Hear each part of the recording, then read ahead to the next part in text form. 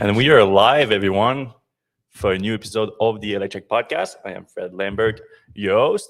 And this is the last week, 3 in a row. I know it's last week where Seth is not here. He's still on vacation in Japan with his family. And it's just too hard to make things work with the time difference and all that. And also, I know this episode is a little bit early, so I'm going to let people come in and everything. But yeah, I have just have an important meeting this afternoon, and I need to drive for it.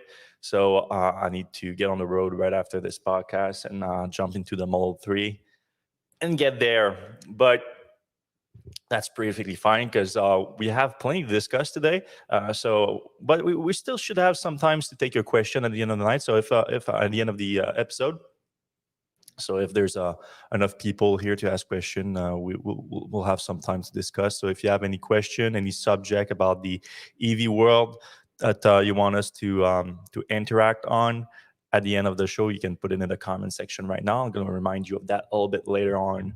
But we have plenty to talk about, so let's just jump right in here. How does that work? Boom, like that. There you go. All right, let's start out with the new Model S and X short range. That's something that Tesla introduced. This, I say new, but this thing existed before, but it hasn't existed since the Model 3 refresh, and maybe even a little before that. Tesla has always played a lot with the Model S and X trims with different battery size. I mean, it used to be at least based on different battery size, and then Tesla switched to only the 100 kilowatt hour battery capacity, closer to 95 usable, I think. Anyway, now they relaunched a standard range earlier this week, and it comes in at $10,000 cheaper. So for the Model S, it now starts at $78,490, and you lose 85 miles for that $10,000. So you get 320 miles instead of the 405 that you get on the Model S long range. Similar thing for the Model X. You get 79 fewer miles for 269 miles of range. Also $10,000 cheaper, starting now at $88,000 for the Model X. So they weren't too close from the, Model X could get $80,000, and an SUV, they could get the federal tax credit in the US. Because obviously I'm talking about US prices here. The vehicle also is the two new standard range vehicles also now available in Canada as well. And so when Tesla launched that earlier this week, first thing that thought in my mind is that a new software locked vehicle? And didn't took long to realize it. I called a few Tesla centers, Tesla advisors, and they were able to confirm it that this is indeed a software locked Model S long range. So this is exactly the same vehicle as a long range with some software, some battery capacity being locked to resulting in that shorter range. Now, I know this has been somewhat of a controversial approach from Tesla in the past because they haven't done that in years and years and years and years. Tesla has only offered the Model S with the bigger battery pack, and they've never done that, if I remember correctly, on Model 3 and Y. Oh, well, they did it with the Model 3 in Canada with a 93 miles range Model 3 a while to get access to the incentive, the government incentive, by locking the price, because they had this thing where you could get the base price was the important thing. The MSRP was the important thing. The add-ons wouldn't affect the threshold to get access to the price threshold to get access to the full to the incentive, the government incentive. So you could then unlock the capacity after the fact, because no one wants a 93 miles car. Well, I mean, no one nowadays. It used to be more of a compliance car range, 93 miles. So now it's back with the Model S and X. And I don't really understand the complaints here, because on social media, people and in our comment section too, people have been going a little bit all over the place about this software lock capacity. My thing has always been like, if it's clear to the consumer, there's two approaches. So it's on the actual like efficiency side, it's definitely bad. Like, why would you lock it? We're talking about 21% about of the capacity being locked there. So 21% of your battery capacity is unusable. The advantage that people talk about, even though it's not like that big of an advantage, is that you can charge to 100% every day and technically not affect your battery longevity, because that 100% is actually 80%. So that's good, I guess. But you can do that. You can do that on your car that you have 100% battery capacity and just charge it to 80%. And whenever you need it, you can charge it to 100%, like I'm doing right now, because I'm doing a little bit of a road trip or whatever. Anyway, so you're producing a car where you theoretically never going to use 20% of the capacity. That's 20% lost. That you could use on another car that Tesla could produce. So, you produce a couple of Model S with a 20% smaller battery pack, then you can produce, you have all the batteries for a new car, so you're wasting that battery. Of course, Tesla's counter argument to the efficiency side of things is like, it's actually on the manufacturing side, it's less efficient for them to produce a whole new battery pack, even if it's smaller. So that efficiency loss compensate for justifying the software like battery pack.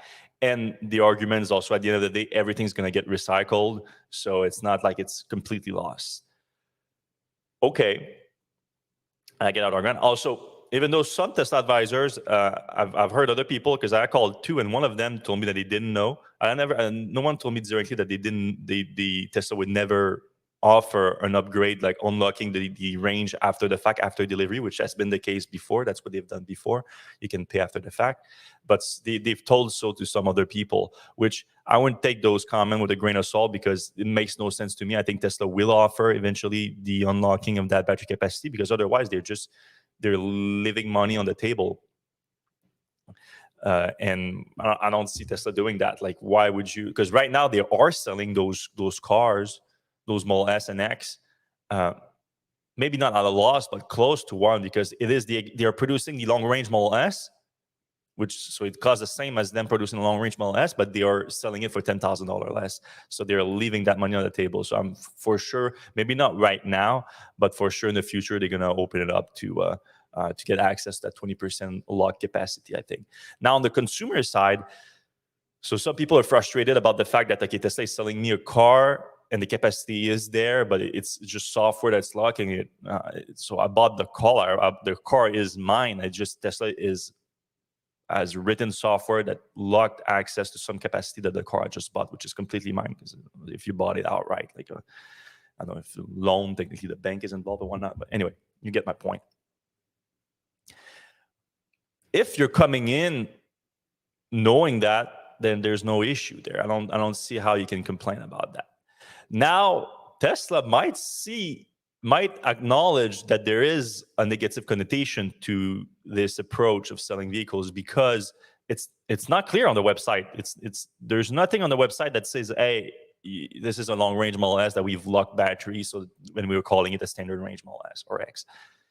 There's none of that. The only indication on the website that it is the same car is that they are the same weight. So it definitely doesn't have 20% of batteries, because that's a few hundred pounds that you would save. So you need to. I mean, I've not been in a situation where I've like, oh, I'm interested in the standard range and see how the Tesla advisor respond to that. I've literally asked them, is this a software locked vehicle?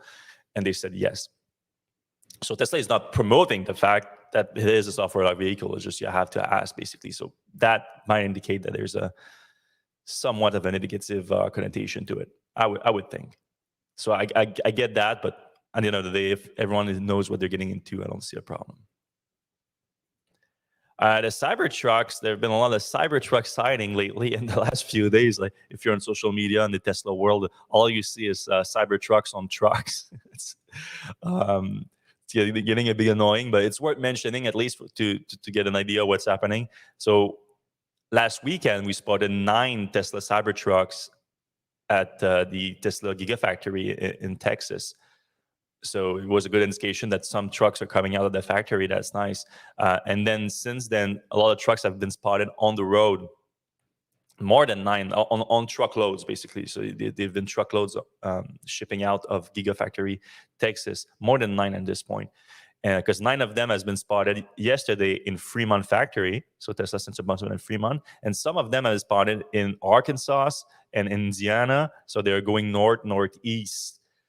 I would assume toward Michigan, likely for some official crash testing or some like emission regulation, like emissions. Well, it's an electric car, but it still needs to be tested. So there's some regulatory process that do happen there. So they might be going there. And Fremont, they might be going for a ton of other things. Like the Tesla has so many different facilities in Fremont, including its own crash test facility. So Tesla perform its crash tests internally, but also regulatory agencies and other agencies like the Insurance Institute Association do perform their own. So maybe Tesla is bringing them for the car for that, because some of the cars spotted on the road did have signage on them that would indicate that they've been involved in a crash test or are going to be involved in the crash test. So that's happening right now, and I think they're confirmed about 12 Cybertrucks that were shipped out of Gigafactory, Texas, maybe even more. So a good sign that production is coming soon, starting soon. All right, this one was a really interesting one. Tesla launched a new product this week. It's called the universal wall connector. Very interesting product. It's basically a Tesla wall connector, a home charger station from Tesla, which Tesla sells both with a J1772 or its own NACS connector.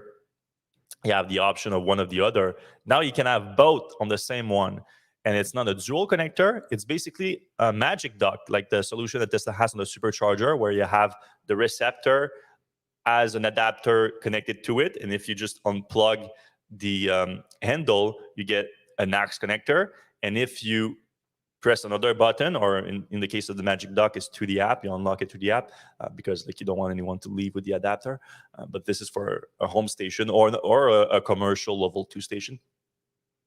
You click the button, and then the adapter, which adapter / receptor, comes out with it, and you have a NACS 2J1772 connector, which you can use for any EV. This is, I'm going to play the video. You're going to be able to see how it works exactly. Pretty straightforward, obviously, but it's a very cool product because Tesla already had a big advantage since the clear momentum toward NACS being adopted as the North American standard now for charging, with its own charger being so much cheaper spec-wise. If you go specs for spec, Tesla's connector is a very good deal, obviously. And a lot of people have been buying the G70, 72 ones and the NACS one. But this is very good because this could be good for a household that have both currently Tesla vehicles and non-Tesla electric vehicles. But also, it could be good for anyone right now buying a non-Tesla electric car. Because obviously with NACS coming, when you buy a charger, I mean, you're buying in the long term. A car too, obviously, but sometimes not as long term as depending on the people. Like I know people that buy cars every 2 years or lease them or whatever, and those that do that every 10 years, whatever. But it's the charger, you want to install it, you invest like hundreds, if not thousands of dollars, sometimes in the installation with an electrician, all that. You want that to be long term. You want that to be future proof. And if you're buying a non-Tesla EV right now, from most automakers now announcing that they are switching to NACS, you don't necessarily want to install a J1772 when it's going to switch over, when your next car is most likely going to be an NACS connector on it. Now, there are adapters for J1772 also, just like they are for CCS, so it's maybe not that big of a deal, but adapters are just not a perfect solution. It's a little bit more annoying to handle, and like if you have a wall connector from Tesla and you put a J17.2 on it, you cannot put it on the receptor, so that the handle has to hang, or you have to find another solution. So this is a perfect solution because you can now use it with the adapter for your non-Tesla EV that has J17, that's CCS basically. And in the future, if you want to update, like buy the same car but a new generation, if you really love that car, or any other vehicle, electric vehicle really, Tesla or otherwise, it's going to have a NACS on it. So now you can just stop using the adapter, just use directly the NACS on the universal wall connector, and boom. So yeah, I think this is going to be a winner for a lot of people that are buying non-Tesla EVs right now. And it's going to put a lot of pressures on home charging solution manufacturer, because, like I said, Tesla's offering was already very competitive, very good, and now you have this one that has this unique aspect to it.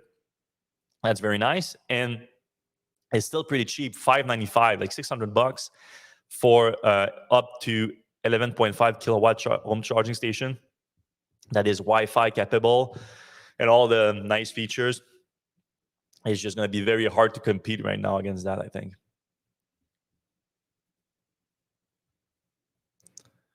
All right. Moving on. We had this indication from Tesla job listing that Tesla is looking to build its own first of its kind data centers plural. So that it was from a job filing for a senior engineering program manager in the data center division. And the posting says this role will lead to a hand-to-hand design and engineering of Tesla's first of its kind data centers, and they'll be one of the key members of the factory engineering team. So Tesla is looking like this. This is a lot of people talked about this concept image here. It's one that they created with AI. It's not going to be like that the data center is going to look like. A lot of data centers actually don't look cool for good reason. You just don't want to attract attention to them for security reason. I just thought that maybe Tesla wouldn't do that, and I use AI to design this data centers. But yeah. So and interestingly, Tesla has been taking over some other data centers in Sacramento that Twitter has been giving up space in. So Twitter has had some issues paying its bills since Elon took over. They've been just cutting costs like crazy, and they've been like sometimes just stop paying some of their suppliers or service providers. And in the information reported that in Sacramento, Twitter let go of its lease with NTT Data of one of his biggest Sacramento data centers. And funny enough, Elon at the time when it happened, Elon said that, Sacramento is the worst place to have a data centers because of the heat and whatnot. Now Tesla has taken over that facility with data and NTT Data, and apparently they are in talks with Prime Data Centers for another data center in Sacramento that was used by Twitter. So Tesla wants that capacity there, but they also plan to design their own now data center. So that's going to be interesting. Another kind of news that came out of a job posting that Tesla recently released for a program manager in business development is for a rental program. So it's something called Tesla rental program. So the job listing mentioned that the business development manager is going to lead in the launch of the Tesla rental program in Texas. So there's no detail about what it entails exactly. Obviously, Tesla rental program sounds like Tesla's gonna rent its cars, but there is a mention that it's going to involve the support the team on launching a small pilot in all Texas collision sites. So Tesla collision centers are basically body shops. They have 5 of them in Texas, 2 in Houston, 1 in San Antonio, another in Austin, and 1 in Dallas. So it would definitely make sense for Tesla to rent cars at their collision centers, because your car can be there for a while. If you were in a crash, it can take weeks, unfortunately, even months at time. Unfortunately, I know that Tesla is trying to reduce those times, and it can be a lot quicker, obviously, depending on the kind of damage we're talking about. But if your car is going to be there for weeks to months at a time, it can make sense to rent a car. So Tesla can provide that service at the same time. Now, does that mean that it's only going to be for collision center, or Tesla plans to launch a broader renting program, car rental program? Maybe, because it's not clear, but for the language that they're talking about, they're talking about the pilot being at all collision center. So if the pilot is in all collision center, then maybe there's a broader program that doesn't involve the collision centers. I don't know, or maybe it's just about Texas. It's not clear, but Tesla is looking to launch something called Tesla rental program. So that is the clear information that you need to know from that. But I'm still like 50-50 if it's just about collision center, if Tesla plans to rent its own car. We know that Tesla has had a lot more issues selling vehicles these days because of the interest rates. So it might make sense to find alternatives. So lease is one of them, obviously. But rentals could be another solution, even though you can rent Tesla vehicles from other people. Like Hertz is buying 100,000 of them. Avis also has Tesla vehicle for rent. It's not uncommon these days. All right. We got some data coming in about Tesla Electric. So Tesla Electric has been, I just spilled some coffee on me. That's brilliant. Yeah, Tesla Electric and the Tesla virtual power plants, in my opinion, is one of the most underappreciated Tesla product that is rolling out right now. I think it's going to be a big deal long term because it's already very nice, very polished product, very good, and it's just in its infancy. And I think it's going to evolve a lot because it's right up Tesla's alley too. It's all about software with hardware integration. It's all about AI in terms of the marketplace and all that. So there's a lot of things that are like right up Tesla's alley, and for a product that just launched, it's already very good. And obviously, this is a product that becomes great at scale. So over time, it's going to get a lot better. So now the data point that we have is that Tesla confirmed that over the last 10 days, or last 10 days since this thing, which was August 7th, that was just yesterday, Tesla Electric customers in Texas, on average, made $100 over the 10 days positive. So instead of paying Tesla Electric for getting electricity from the rates, they all made $100 over the last 10 days on average. Some people made a lot more than that. I saw some people getting like $3 a kilowatt hour that they were sending back to the grid. It's crazy. And that's because Texas is in an insane heat wave, or in and out. But places like Austin got 40 straight days over 100-degree Fahrenheit. That's crazy. I mean, that's almost becoming like unlivable for humans. Like you cannot survive outside for any extended period of time. It's pretty crazy. 100 over 40 days. I think it's a record all time.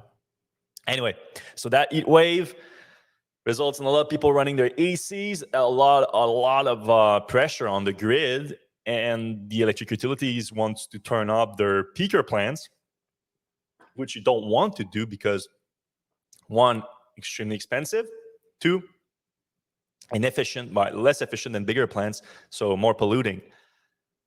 So what you want is batteries to squash that peak instead of being whoop like that. It goes whoop, ooh, like that, and you can handle that a lot better. And then you can supplement that with solar, with wind, and whatever. But for that, to have that battery capacity, they need to deploy like mega packs in large volume, or they need to take advantage of distributed asset. And that's what Tesla Electric does. If you have a power wall, you can jump onto Tesla's electric plant, and then when they need to, they can just siphon out some of that capacity from your power walls, and you get paid for it. You basically become your own electric utility. And it's working right now very well in Texas with a relatively small sample size, and that's what's so cool about it. The more they add, the better it's going to get. So I'm very, very hyped about that product. I just cannot be more bullish on Tesla Electric and virtual power plants. And Tesla has like over 500,000 power walls now in the world, so deployed already. So there's already a lot of opportunities that they can take advantage of as they deploy more virtual power plant and Tesla Electric utilities product. And there's more power walls coming out every day. We had a little update still in Texas about NACS. So it wasn't sure if it was going to go through. We reported before that Texas was the first state to raise its hand and it's like, we're actually going to force deployment of NACS connector in order to get subsidies for your charging stations. There was some pushbacks from charging station company, mainly over because you wouldn't take that because basically all of them announced that they would adopt NACS, but they are afraid of supply. So they are afraid that they're not going to be able to get their hands on the NACS connector in time, and they don't want that to prevent them from getting access to subsidies because it would slow down the rollout of their charging station.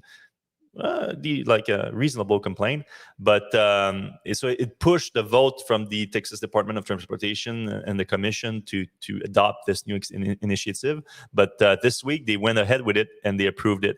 So now Texas has become the first state that is going to require you, if you want to have access to the $400 million in subsidy that the Texas is going to get, and that's federal subsidies. So that's the $5 billion that the federal government is distributing in subsidies. Texas is getting the most and more than any other state at $407 million, if I remember correctly. Yep, $407 million. So now, if you want to have access to that, you're going to have both CCS and NACS, because CCS is still required by the federal government. So the federal government has its own requirements, and that includes get CCS on your charging station. But the states can put some requirements on top of that. And Texas has decided on top of it, we're going to put NACS. I think that's the right move. I think all other states should do that if the federal government doesn't change the requirement and do it itself, which I have my doubts about. But the states have all the power to do it. They should do it, because otherwise you're not going to use that $400 million efficiently. Not only today, there is more NACS vehicles out there, aka Tesla vehicles, than any other charging connector. CHAdeMO, or obviously CCS is bigger than CHAdeMO now, but CHAdeMO and CCS combined has fewer vehicles out there than Tesla has with the NACS. So it makes more sense to have the NACS. And Ford, GM, Rivian, all of them have now announced that they are switching over to NACS in 2025. So it just makes no sense. You should have NACS on those stations. Otherwise, I'm not saying there's no value in doing a CCS only station right now. There is some value in that, because there's going to be more CCS vehicles coming out too. But it's not as efficient as if you have both of them, or even just NACS and you put an adapter at this point. I don't know. One of those solutions. All right, we have a few more news items to discuss, and then we're going to jump into the comment section. So I see there's still people coming in now. I know that's not the usual time we're doing the show, so there's fewer people watching live. But that means that I'm going to have the time to go through all your questions, most likely. So if you do have a question or a different subjects, EV subject that you want us to discuss today, jump into the comment section right now on YouTube or LinkedIn or Facebook. I don't see any question from Facebook or Twitter right now, so I don't know if I don't know if it's working. But if you're on LinkedIn or YouTube, there's no problem. I'm going to see your questions right now. All right, Acura, Honda's luxury brand, is launching its own EV for the first time. So they took their sweet time to jump onto the EV bandwagon, like a lot of other Japanese automakers, really. But now the first one is coming, and it's looking pretty good so far. The ZDX electric SUV launched this week at the Monterey Car Week, and I'm a fan of the looks. Look at that. Not a bad looking SUV right there. Look at that. Like that side angle is pretty good. They have those big brakes, those big caliper right there, like that. Not sure about this. Like I could have been another color here. I don't know about the joint, but the whole bottom part of it is sleek. Nice headlights. The ZDX electric. Nice interior. Little red accent lights. Yeah, I'm a fan. Now, jumping into the specs, I think you're gonna like those too. So you can have the ZDX A specs or S specs, and they're both available in dual motor powertrain. But the A spec is also available in single motor powertrain, starting at 340 horsepower. The S type gets 500. Range here, pretty good range of 325 miles if you get the single motor. 288 for the dual motor, both on the same 102 kilowatt hour battery pack, so a very large battery pack. Not the most efficient vehicle for getting that kind of range of a battery pack, but I'm optimistically hopeful about maybe on the Acura trying to be a little bit more conservative on the range side, hopefully. But the thing that is getting me a little bit less optimistic is the wheels. So it's on a 20-inch wheels for the base one and 22 for the bigger one. So that makes a big difference here, obviously. 3,500 pound towing capacity. And the price starts at $60,000, which is not bad for an Acura, and not bad for a new vehicle, period. These days, it's just I think it's like $10,000 more than the average new car sell price right now, something like that. It's pretty crazy these days. You have a charging capacity of 190 kilowatts, so not top of the line, but not bad either. They're talking about 81 miles in 10 minutes. I really like more like the 0 to 80 or 10 to 80%, something like that, like metric. It's more useful for most people. Obviously, your mileage may vary, and there's a lot of things that can affect charging capacity. Oh yeah, I should mention the versus the A-type, S-type. Also, you have air suspension for the A-type versus just fixed coil suspension for the A-type. So that's another also big difference. Big announcement in Quebec yesterday. Ford and SK, which have been partners on batteries for a little bit now, they have like 3 or 4 battery factories in the U.S. On operation, construction, or announced.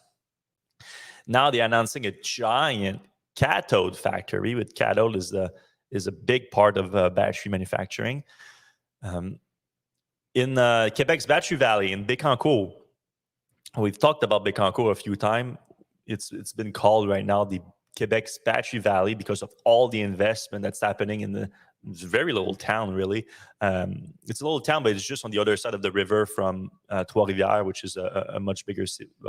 Not a bigger city, but it's a city. It's 150,000 people, something like that. So Bécancour has had investment from GM and POSCO for their own anode battery plant, I think, or electric. I don't remember what they're producing, POSCO. But you have the lithium processing being there with Nemaska Lithium, which is being worked with Livent. You have Nouveau Monde Graphite, which is producing anode material graphite. And you have a bunch of other smaller projects there. I was hoping that this was going to be an actual battery cell factory, because you have all the ingredient being produced there. You just need the actual battery cell production. But short of that, this cathode factory is a big deal because it's a huge one. It's a $1.2 billion facility that's going to produce 45,000 tons of cathode material per year, starting in the first half of 2026. So it's a massive endeavor here. So it's very good. And there's just not that much cathode production in North America right now. So it's going to be a big game changer to really build the battery supply chains down to the resource in North America rather than going through other countries like China. It's going to be NCM, so nickel manganese, cobalt batteries. So it's going to be for more high energy density vehicles, the battery capacity. Yeah, they're already starting construction on the 280,000 square meter, 3 million square feet facility. So again, giant facility on 6 floors. It's going to create 345 new jobs. I'm surprised that's a pretty low number for a $1.2 billion facility. It's going to produce 45,000 tons of CAM per year. But yeah, it's very good for Ford, obviously, because it's going to ensure that they're going to stay on track with the requirements for the battery components coming into the vehicles, that they come from North America or countries that have free trade agreement with the U.S. So that's going to reduce the reliance on China and ensure that Ford in its future electric vehicles keep access to the full tax credit in the U.S. for the vehicles sold in the U.S. All right, last piece of news before we jump into the comments is about Jaguar. We don't talk a lot about Jaguar because they only have the I-Pace, and the I-Pace has kind of been a stale program now for a few years.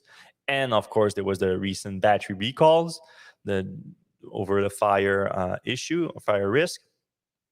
which is something that we reported last year, and we told Jaguar this is going to be a problem. You should do something about it. Took them about a year to figure it out, but now they've done it. And now what they said is that this is going to be the new model year is the last year of the Jaguar.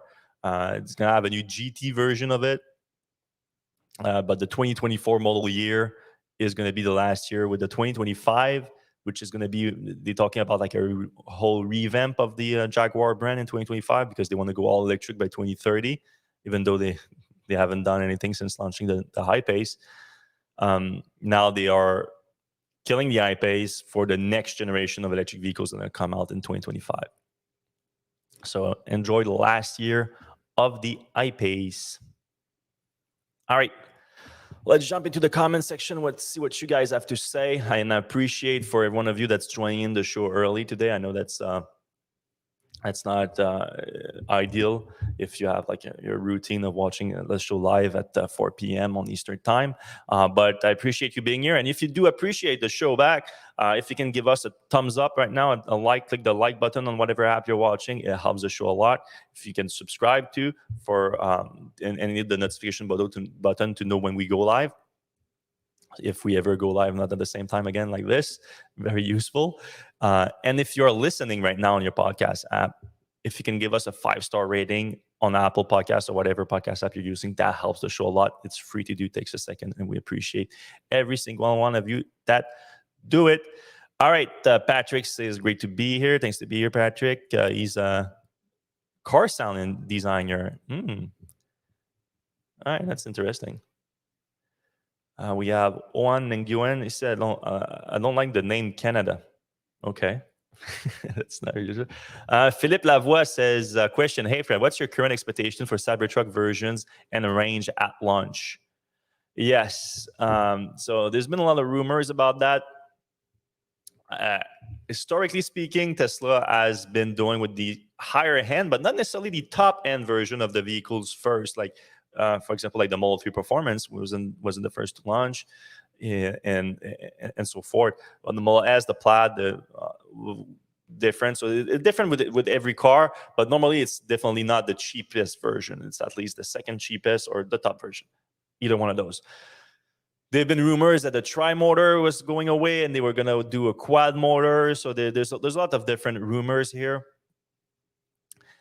One thing for sure that I think was going to happen is like Tesla is going to try to stick to the limit in the US, at least, of the $80,000 top price. Now we've seen a lot of electric pickup trucks coming out that are versions that are go over that, and I wouldn't be surprised if Tesla does have a version that go over that, which might explain why Tesla would not launch the top version first and a version that's under $80,000, which might be a tri-motor, might be a dual motor version. But that's going to be the price point that they're going to aiming for. So I would expect at least under $80,000 for the first version. And yeah, that would make sense to me. A dual motor, 350 miles. That would be a good selling point. At the same time, Tesla doesn't like to get one up by another company, and GM right now with the Silverado electric and that 200 kilowatt-hour battery pack, the 450 miles of range, they are raising a lot of eyebrows. A lot of pickup truck buyers that are looking at this like, all right, now 450 miles of range, I can start towing with this. And even if I lose 100, 200 miles of range, I can still get some good distance and a good towing capacity. For actual truck users that use their truck as trucks, this is very nice. And Tesla has talked about a 500-mile Cybertruck before. And when Tesla announced specs, normally they are pretty good at staying close to those specs. The pricing is where Tesla has slipped before and slips today too. So I think we could see still Tesla at the very least announce a 500 miles version of the Cybertruck with the launch. I don't know that's going to be the first version though. That's my take on this.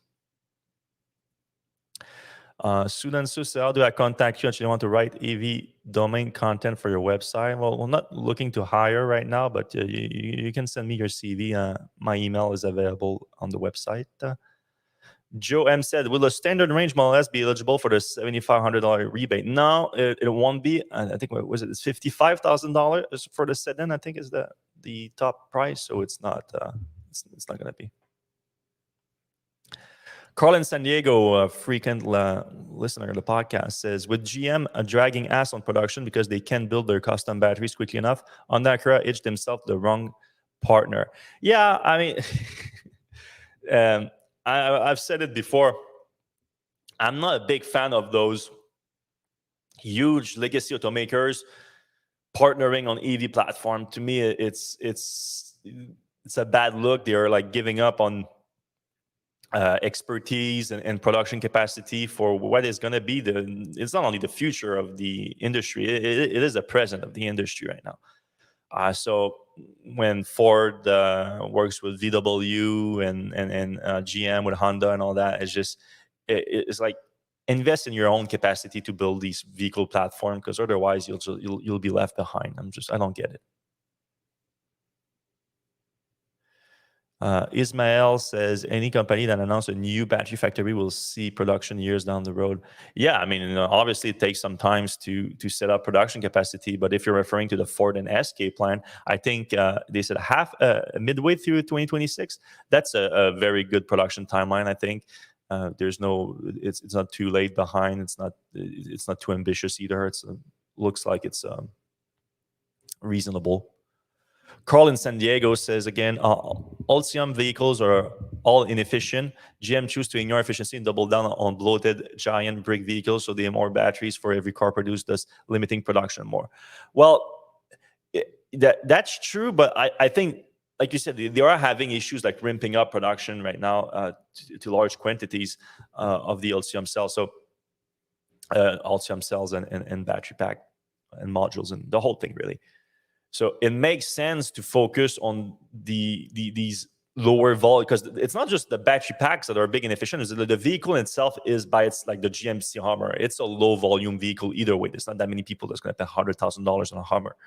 The Lyric is a little bit less expensive, but it's still a luxury vehicle. So it's more right now that they're focusing on those lower volume vehicles that, even though they use big batteries, that you could make more vehicles with fewer batteries. You can more vehicles with the same batteries. You won't make that many vehicles anyway, so might as well focus on the more luxury end of the market that is easier to justify with a longer range. Basically, it's easier to sell with the longer range. So I'm not too worried about that. I mean, GM for years used to only sell the Bolt, which was fairly efficient with a 66 kilowatt battery pack. So I don't think they have completely like given up this idea. I think they have taken this approach of higher end market down with the new Ultium platform, and that's what we're seeing now. Now I would keep an eye on it, because for sure we're seeing a trend here, but I think the smaller battery packs are coming. I don't think there's any doubt about that. The new name for frunk will no longer be portmanteau for the two words front and trunk. It's now officially a claim of frunk utility and parcel area. FUPA. All right, good one, Yan. Good one. I prefer FUPA to the what the Fisker tried to do. Fruit, whatever it was. Dan asked my favorite color. Okay, I don't think that's super interesting for the show, but let's say black. I love black. You can see I have a black and white type of color scheme in the background here. Are you and Seth attending the fully charged event next month in BC? It was not canceled. I thought they were canceling or pushing back their fully charged event, but no, we have no plan. Next month we're all going to be in Munich for IAA. So we have that, and then I'm staying in Europe for a few weeks, and then I'm coming back. So I don't think we're going to have anyone there. Carl has another question. Since you have some financial interest of the industry, have you tried to investigate profitability of all EV models model by model? There seems to be assumption that profitability isn't hard. Is not hard? Is that really what you meant? Because I think it is hard. It is very hard. I mean, as of right now, I don't think there's many people that are in Tesla that's profitable selling electric vehicles before credits. because obviously there's credits, emission credits change the whole game, because all these legacy automakers still sell a lot of polluting vehicles, and to be profitable selling those polluting vehicles, they can sell EVs at a loss, get the credit to compensate for those, and then they keep their margins on their gasoline vehicles. So that's the big game changer here. But actually, like, without any subsidies, I think EVs are still hard to be profitable. I think Volkswagen is turning things around right now. Obviously Tesla, but GM, I mean, they have to make money on the Hummer or something. I'm not even sure if they do. Ford, I'm sure that Ford is having issues with the F-150 Lightning right now, especially with the price cuts. I wouldn't be surprised if they're making much money on that. But they're all. I think, like, you have to understand that a lot of them are, like, Tesla has several generations of vehicle ahead of a lot of these automakers. So Ford right now with the F-150 Lightning, they are clear this is like the first generation, and they are learning from that, and they expect the second generation to be the profitable one, and the much higher volume one too. So it's all these things that need to be kept in mind. Stefan asks, do you think Cybertruck will have some sort of wow factor, vehicle to grid or vehicle to home? I understand they want to cannibalize their Powerwall market, but they don't want to cannibalize them on. But maybe they could pair them. You see, you need one Powerwall to enable them. That last thing that you just said, I think is going to be the. I don't think there's going to be the wow factor for the Cybertruck. Honestly, I don't think vehicle to grid, vehicle to home, vehicle to everything is not that big of a wow factor to me. I think when it first came out, well, like maybe when the Ioniq 5 came out, and Hyundai had some marketing around it, like it got some momentum and people were a little bit excited about it. But for the masses, I don't think it's a difference maker for most people. It might be a difference maker for some, there's no doubt, but my intuition would be it's not that big of a difference maker for most people. Because there's so much value in having energy storage capacity at your house without having your car there. Like, you don't want your car to be your energy storage capacity at your home if it's going to be used on a daily basis. It's great to have vehicle to home capable vehicles in term of an emergency. So if there is something happen, God forbid, a solar flare, whatever it is, and you have, like, the grid is screwed for weeks, it would be nice to have the capacity to use your car, which has up to 100 kilowatt-hour battery pack, so it can last you a week, more, if you're cautious about your electricity use to power your home. That would be nice. But on a day-to-day, like for a Tesla electric vehicles, for Tesla electric, like rate programs where you can send energy back to the grid and make money for that, you don't want to use your car like that and drain your battery on your car on a daily basis. You would want a power wall for that, I think. So yeah, I think the ultimate product, like, it's going to be expensive though, obviously. But if money no object, I think something like a power wall that is both an energy storage device and a charging station, and a vehicle to grid, a bi-directional charging station, I should say, then that, I think, is the best solution, because you can use the power wall or several power wall for your day-to-day use of energy storage. So taking in your solar, storing it at night, sending electricity back to the grid when the grid requires, or at peak, getting your money from that, and charging your car. But then when something bad happened and you might need more energy storage capacity, boom, you plug your car into it, and the electricity goes both ways.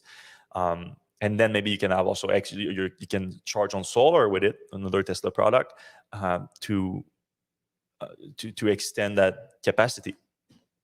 So there's a lot of things to do with that, but I don't think it's going to be the wow factor of the Cybertruck. I think the wow factor of the Cybertruck is controversial, obviously, but it's the design. I think that some people hate it, some people love it, but it looks like there's enough people who love it that it is a wow factor. So there's that. Other wow factor, I don't think there's going to be like a big game changer coming out of it, but Elon did say that they are packing a lot of new technology in it, so I don't know. We'll see. Carl is expanding on his comment about profitability because I think BMW is still selling EVs at a loss, but no one investigates these things and company won't disclose. Yeah, I mean, that's the problem. Like, there's not much to investigate. They are not breaking things down.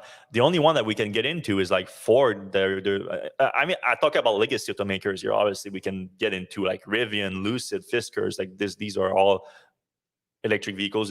Everything is in there, so you can get into that. But for the legacy automakers, it's not transparent at all, other than what Ford did with splitting up the company. So now we have a clearer, more transparent look at their EV business versus the gasoline business. So kudos to Ford for doing that. But the others are not really doing that. So no, we cannot know.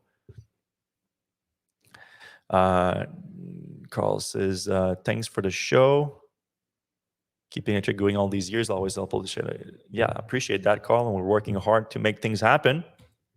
And thanks everyone for listening this week. It was a quicker show, but I'm having a busy day. I had to get moving, but I think we covered some cool subject. I hope you appreciated the time, and I appreciated yours for sure. We're going to see you at 4 p.m. If all goes well, 4 p.m. next week. And Seth's going to be there, and is going to maybe tell us a little bit about his Japan trip, if you care to know. All right. I see you all next week. Have a good weekend. Stay safe out there, everyone. We are out.